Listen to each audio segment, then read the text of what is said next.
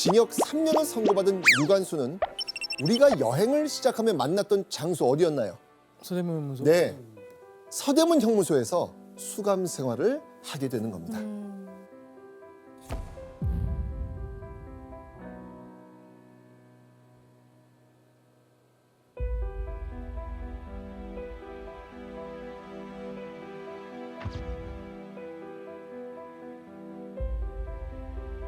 제가 예전에 어디서 들었는데 이 유관순 열사 사진이 고문을 받아서 얼굴이 많이 부어있다 이런 말이 있는데 그게 사실이에요? 네, 부어 있다. 그런 거죠.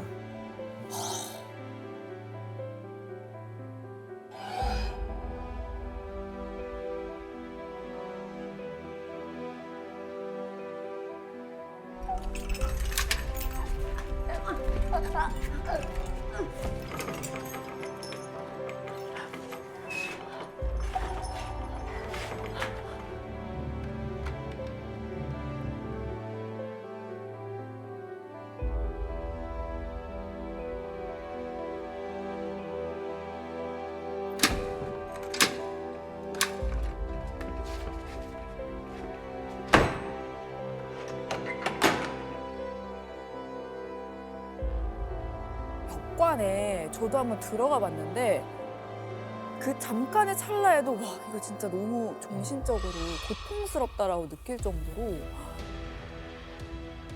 그리고 매일같이 이 비명 소리가 들린다는 게 그게 얼마나 공포스러울까. 어느 날 갑자기 문 열리면 혹은 누 앞에 발걸음 소리만 들려도 오늘 또 난가? 막 이게 얼마나 이게 자, 그리고 수감자에게 지급되는 감색의 수인복을 입고 유관순이 들어선 곳은 서대문 형무소의 여옥사 8호 감방이었습니다.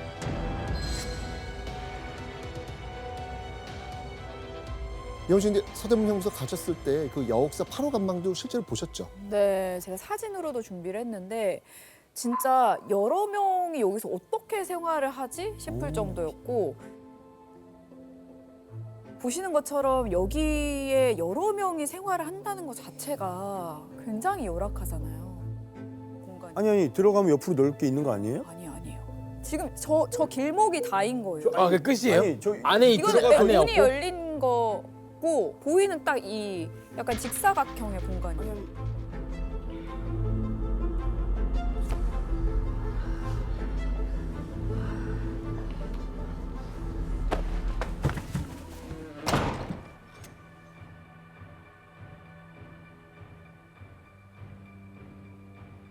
아 저거 진짜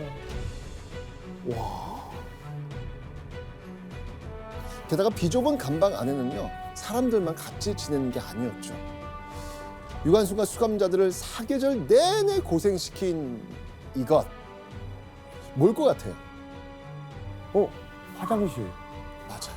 아 당시에는요, 나무 양동이를 하나 두고요, 화장실 삼아 용변을 해결해야 되는데 그것 때문에 감방 내부가 늘 지독한 악취로 가득할 수밖에 없었다고 합니다. 여러분 생각해 보세요. 이 똥 오줌이 가득한 나무 양동이 그 바로 옆에서 먹고 잔다고 생각해 보세요. 이거 얼마나 끔찍합니까? 그 여름 같은 땐 더 할 거 아니에요. 이런 끔찍한 환경 때문에 수감자들은 피부병, 동상, 장티푸스 등 각종 질병에 걸려 옥사하는 경우가 빈번했다고 합니다. 그럴 수밖에 없잖아요. 네. 그렇게 일제소나기에서 하루하루를 버텨내고 있었을 유관순. 그러던 1919년 11월 유관순이 있는 8호 감방이 한 사람의 등장으로 한바탕 떠들썩해집니다. 새로운 수감자의 정체. 바로 갓난아기였습니다. 왜? 아니 갓난아기가 어떻게 무슨 운동한다고 갓난아기가 와요? 그러니까 엄마 때문에 같이 온 거 아니에요? 아니 갓난아기가 왜? 10월에 양명이란 여자가 출산으로 추록하였다가 11월에 다시 입감하였다. 아, 잠깐 나가서 출산을 하고 다시 수감이 된 거네요. 맞습니다. 하지만 모든 것이 열악한 감옥에서 그 아이를 키우는 일 쉽겠습니까? 아이, 그건 말이 안 되죠. 어른도 못 견디는데. 그렇죠. 미치겠다. 와. 하지만 유관순과 8호 감방 수감자들은요, 불평 대신 기꺼이 육아를 돕고 나섭니다. 형편없는 급식으로 모두가 배고픈 와중에도 8호 감방 동료들은 자신이 먹을 음식을 덜어서 영양 부족에 시달릴 수 있는 그 산모와 아이를 챙겼다고 전해지죠. 자, 이 8호 감방의 그 고난의 육아 현장 영상으로 한번 확인해 보겠습니다.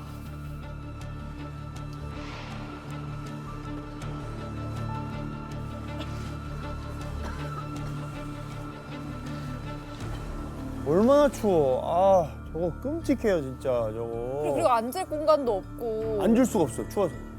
아, 어떡해, 애기.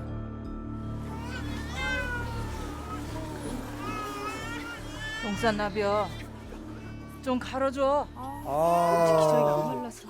애기들은 기저귀 안 갈아주면 계속 울어요. 그러니까요. 아직 기저귀가 안 말라서.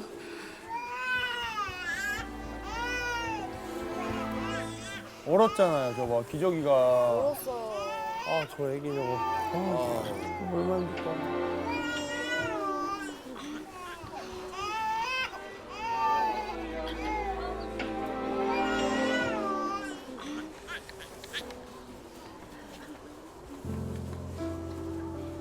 고마워요. 이렇게 예쁜 애기를 어떻게 낳았을까? 네, 관사씨도 나중에 나올 건데.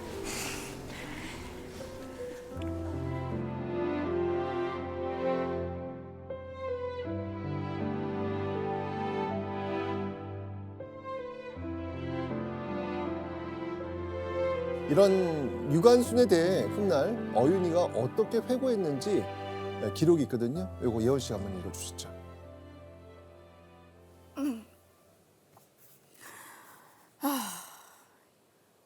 어렵네요. 읽기가 너무 어려워. 그러니까. 어린애가 무슨 일이든지 충직하고 책임감이 강하여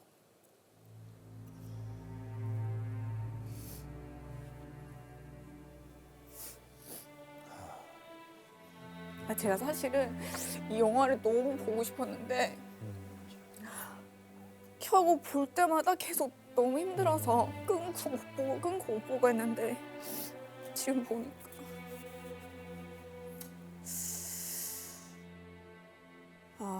어린애가 무슨 일이든지 충직하고 책임감이 강하여 그와 같은 사람을 다시 보지 못했습니다.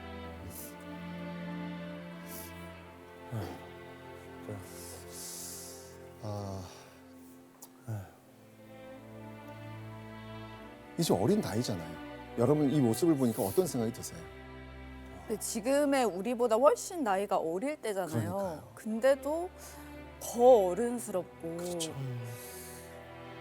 자기 몸 건사하기도 힘든데 같이 수감된 누군가 그리고 어린아이를 생각한다라는 거는 진짜 쉽지 않을 것 같아요. 자, 그렇죠.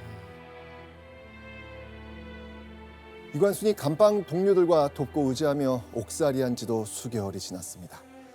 어느덧 해가 바뀌고 유관순은 서대문 형무소에서 17살이 됐습니다. 그러던 어느 날 이 8번 감방 안에 공기마저 서늘하게 만드는 기묘한 긴장감이 맴돌기 시작합니다. 얼마 지나지 않아 비장한 눈빛을 주고받은 유관순과 수감자들.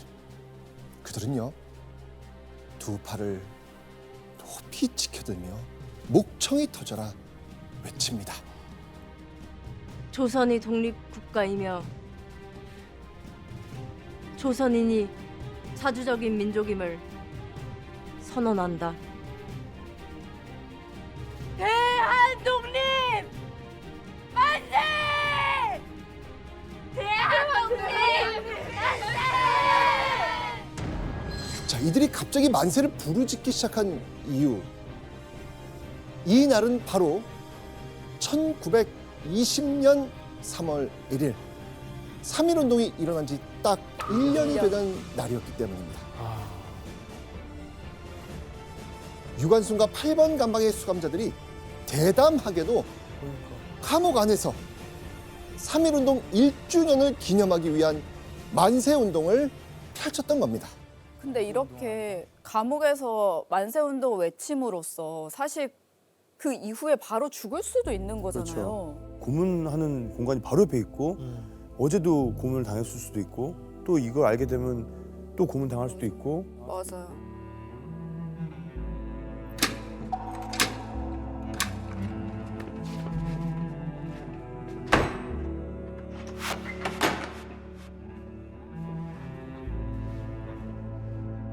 우리가 왜 영웅을 영웅이라 부르는가 하는 것을 보면은 어려운 위기에 부딪혔을 때 그 사람이 어떻게 하는가를 보면서 우리는 영웅이라는 칭호들을 끄집어내요.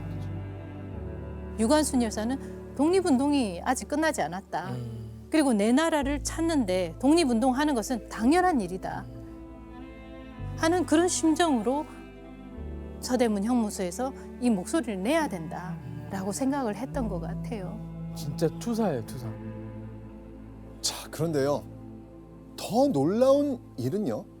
8번 감방에서 만세 소리가 터져 나온 뒤에 벌어집니다. 여옥사의 다른 감방들이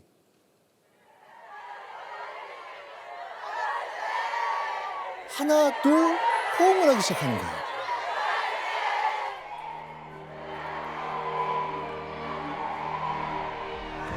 그리고 소리는 끊임없이 서대문 형무소로 울려 퍼졌고요. 어느덧 3천여 명의 수감자가 일제히 대한독립 만세를 외치고 있었던 겁니다. 수감자들이 한마음 한뜻으로 외치는 함성에 이 간수들은 어디부터 제지할지 몰라 우왕좌왕할 수밖에 없었겠죠. 그 만세의 외침, 서대문 형무소 담장을 넘어 그 밖에 있는 시민들에게까지 들릴 정도였다고 했습니다. 하지만 옥중 만세 운동을 마친 이후 유관순은 어디로 끌려갔을까요?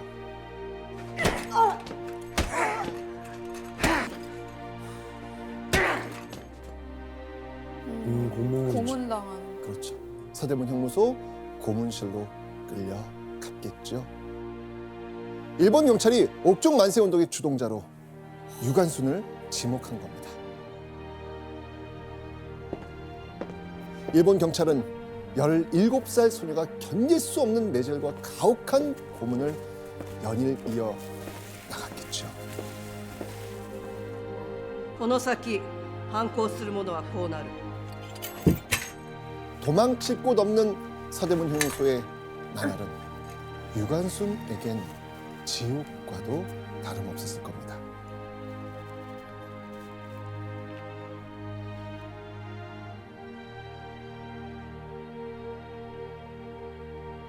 그 독립운동 관련된 영화 보고 나오면 막 친구들이랑 얘기하잖아요. 너 저때로 돌아가면 독립운동 할 수 있겠어? 이렇게 물어봤을 때 나 할 수 있을 것 같은데 이렇게 얘기하는 친구들도 있단 말이에요. 그죠. 근데 지금의 이 내용 보고 나면 절대로 그죠. 감히 내가 독립운동을 할 수 있을까라고 생각조차 못할 것 같아요. 네. 그런데 유관순이 옥중 만세 운동을 일으킨 지 한 달이 지난 1920년 4월 조선총독부에서 놀라운 소식을 발표합니다. すべての受刑者の刑を特別に半減することを断行する。 바로 조선인 수감자들을 대상으로 형량을 감형해주거나 방면해주는 특별 사면을 내린 겁니다. 고종의 아들 영친왕과 일본 왕실 간의 결혼을 축하하기 위한 조선 총독부의 대대적인 특사령이었습니다. 유관순 열사가 3년형이었는데요. 1년 6개월이 감형됩니다. 그러니까 유관순 열사는 이제 나가려고 하면 9개월이 남은 겁니다. 9개월. 유관순이 곧 출소할 수 있다는 소식을 들은 친구들은요, 그녀를 위해 예쁜 옷과 머리핀을 준비하기 시작합니다. 그렇게 이화학당 친구들은 이전과 같은 칙칙한 모습의 유관순을 다시 만나기만을 하루하루 손꼽아 기다리고 있었을 겁니다. 그런데 유관순의 출소가 약 4개월 남은 1920년 9월 28일, 청천벽력 같은 소식이 전해집니다. 이날 오전 8시 20분 유관순이 숨을 거뒀다는 겁니다. 유관순은 장기 손상, 방광 파열로 사망했다고 추정이 됩니다. 안 그래도 그동안의 수감 생활로 쇠약해진 유관순이 옥중 만세 이후 더욱 가혹해진 일제의 고문과 구타를 더 이상 견뎌내지 못했던 겁니다. 꽃다운 17살 나이에 너무나도 참혹한 마지막을 맞이한 유관순. 그녀는 죽기 전 이런 말을 남겼다고 전해집니다. 내 손톱이 빠져나가고 내 귀와 코가 잘리고 내 손과 다리가 부러져도 그 고통은 이길 수 있사오나 나라를 잃어버린 그 고통만은 견딜 수가 없습니다.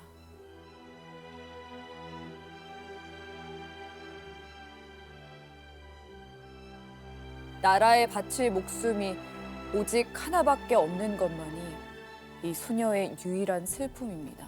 와.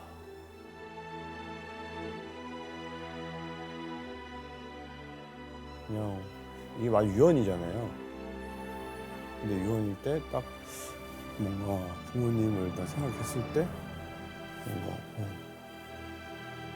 뭔가 어린 소녀고 마지막 순간이면 부모님을 딱 떠올릴 것 같은데 뭔가 그럴 것 같아요. 그냥 소녀의 입장에서 그냥 엄마 아빠 나 최선을 다했어 이렇게 뭔가 그랬을 것 같아요. 뭔가.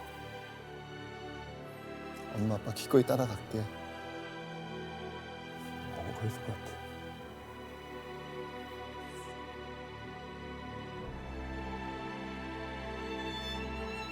광복이 아니라 끝내 죽음으로 일제의 소나기에서 벗어난 유관순. 하지만 유관순은 눈을 감은 후에도 서대문 형무소를 벗어날 수가 없었습니다. 이화학당 교장이 유관순 시신 돌려달라고 요구했는데요. 일제가 그걸 단호히 거부한 겁니다. 일제는 자신들의 잔혹한 만행이 드러나 세계 여론의 지탄을 받을 것을 우려한 거죠. 그리고 그녀의 시신은 일제의 의도에 따라 이태원 공동묘지에 안장이 되죠. 자, 그런데 1930년대 중반 이태원 공동묘지를 일제 군용 기지로 개발하게 되거든요. 이때 부모님이 돌아가시고 남은 가족은 뿔뿔이 흩어져 버린 유관순의 묘가 무연고 묘로 한 곳에 모아져 화장된 뒤 합장돼 버린 거예요.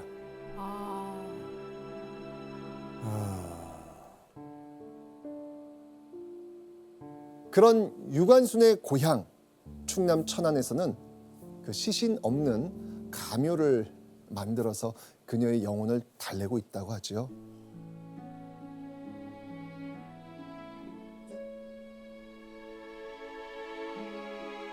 최후의 순간까지 만세를 외친 17살의 유관순은 3.1운동의 상징이 되어 지금까지 기억되고 있습니다. 그리고 우리가 기억해야 될 사실이 또 있죠.